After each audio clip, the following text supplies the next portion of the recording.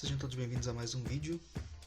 Nesses vídeos a gente comenta um pouquinho sobre ciência, método, técnica e pesquisa. Hoje o nosso assunto específico deste vídeo é projeto de pesquisa. E ele é uma continuação direta do vídeo anterior que falava sobre tipos de pesquisa.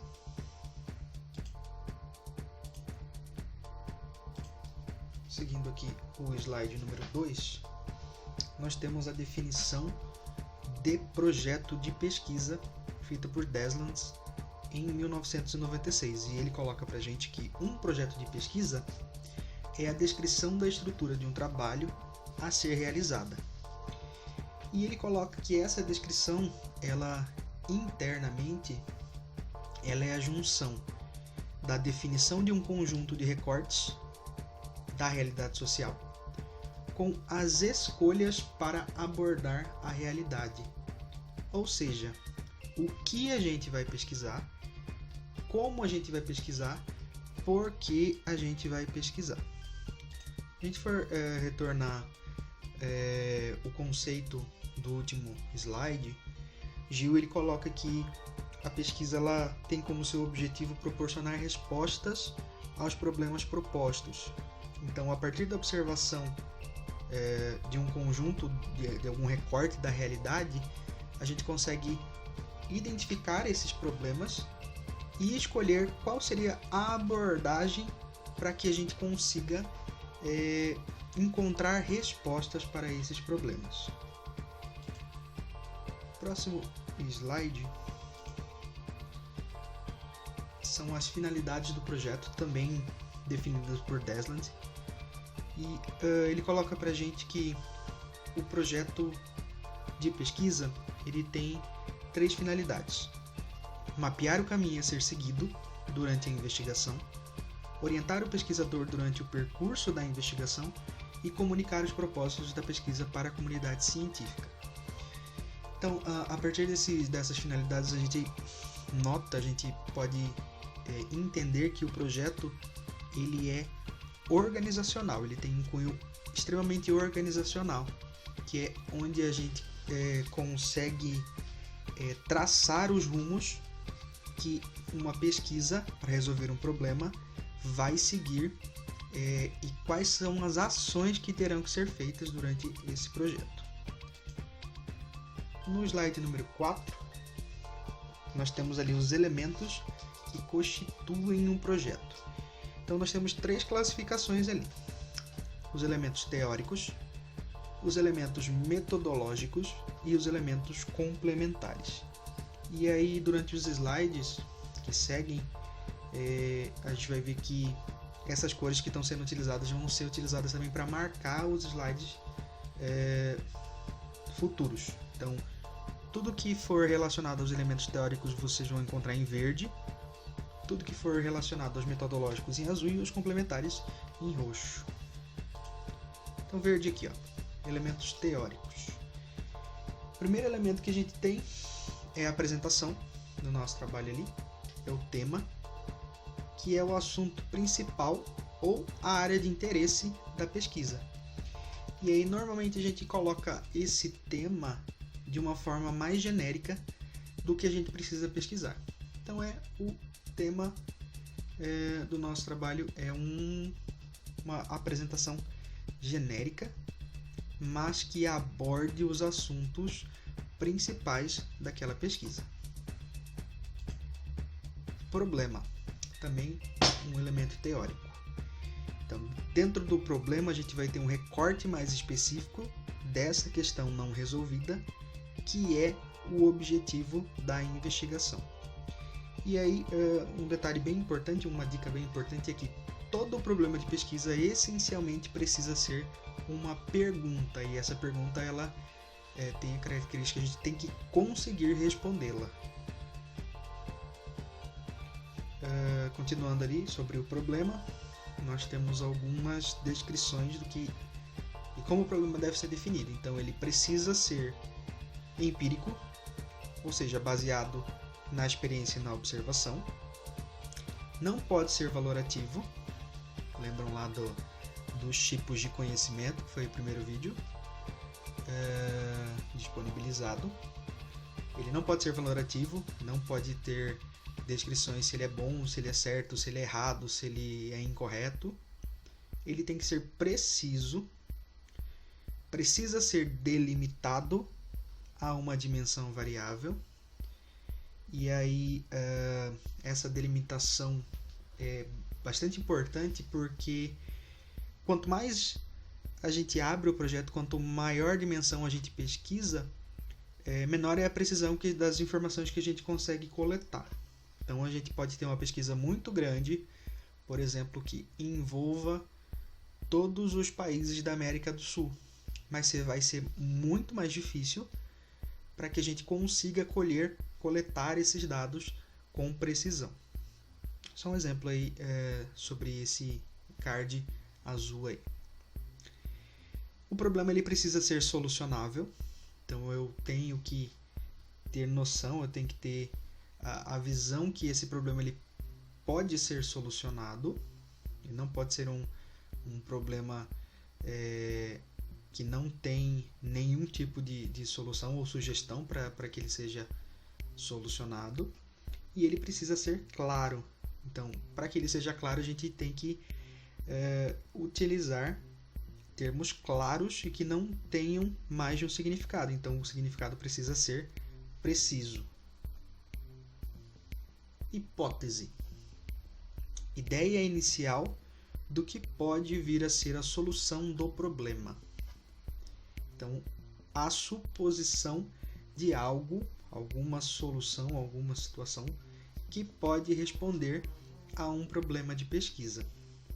Ao final do projeto, a hipótese deverá ser negada ou comprovada. Então, a gente já tem ali a definição do tema na área que a gente precisa, que a gente quer pesquisar. A gente já viu qual é o problema identificado nesse recorte dessa área e a gente tem alguma possibilidade de solução para esse problema.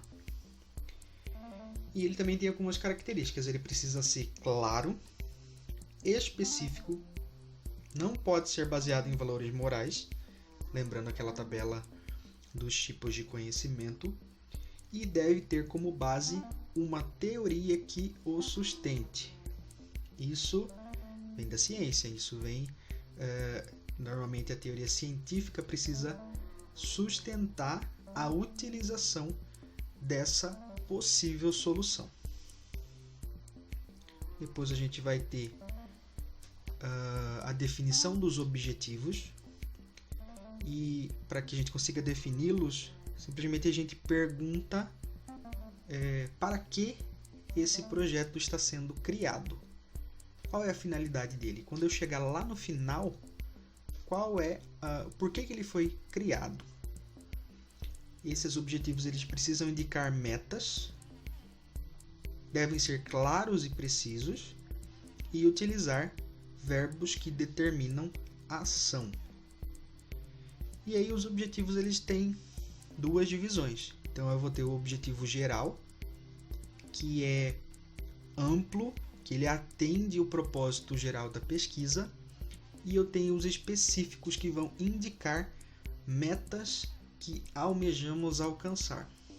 Então, de repente a gente tem um objetivo geral um pouco maior e dentro dos específicos os passos, as metas, as ações que eu vou precisar alcançar para que o meu objetivo geral também seja alcançado.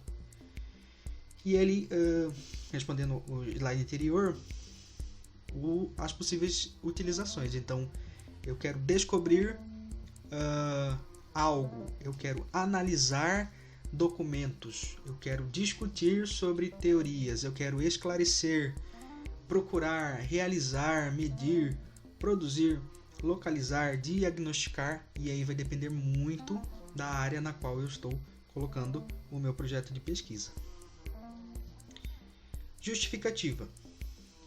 E aí a gente responde a pergunta: por quê? Por que é importante o meu trabalho? Por que eu escolhi pesquisar exatamente em cima nessa área? E por que o recorte que eu escolhi para ser pesquisado, a solução desse problema é importante. E qual a relevância dessa pesquisa, tanto prática quanto intelectual. Lembrando lá no vídeo anterior que fala um pouquinho sobre divisões dos tipos da pesquisa, se eu tenho uma pesquisa que é mais básica, que vai agregar conhecimento, se eu tenho uma pesquisa que é aplicada, ela vai gerar um produto, e aí nesse momento eu justifico o porquê eu escolhi esse tema. Passando agora para os elementos metodológicos, então ficou a partir do slide anterior, são os elementos teóricos, e a partir de agora os elementos metodológicos. E aí eu preciso, dentro do meu projeto de pesquisa, definir um referencial teórico e utilizar desse referencial teórico para sustentar o meu projeto. E aí, a partir desse referencial teórico, eu consigo identificar o problema ou a hipótese de solução para esse problema. Então, ele apoia o meu projeto nesse sentido.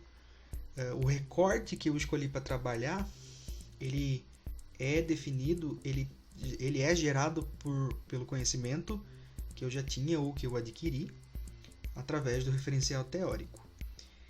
E ele ajuda a gente, além de definir tanto o problema quanto a possível solução, quais são as técnicas, qual é o tipo do material que eu talvez precise utilizar durante a execução do projeto, quais são os passos que eu vou ter que utilizar para chegar ao final do meu trabalho. Isso, no referencial teórico, ele apoia as minhas decisões. Então, ele é simplesmente a concepção teórica que vai ser utilizado durante a realização do meu projeto de pesquisa. No caso, quando o meu projeto já estiver na fase de execução. Os conceitos fundamentais que eu utilizar, que eu inserir no meu trabalho, eles vão ser bastante importantes quando eu estiver discutindo os resultados, quando eu estiver analisando os dados que eu encontrei no final do meu artigo ou da minha monografia. O próximo tópico, metodologia, ele mostra como os objetivos estabelecidos vão ser alcançados, eles têm relação direta. E nessa parte, nessa divisão do projeto, devem constar todos os procedimentos que são pensados, são programados para serem utilizados durante a pesquisa, qual é o tipo de pesquisa, qual é a população, qual é a amostragem dessa pesquisa e como os dados vão ser colhidos e analisados durante a execução do projeto.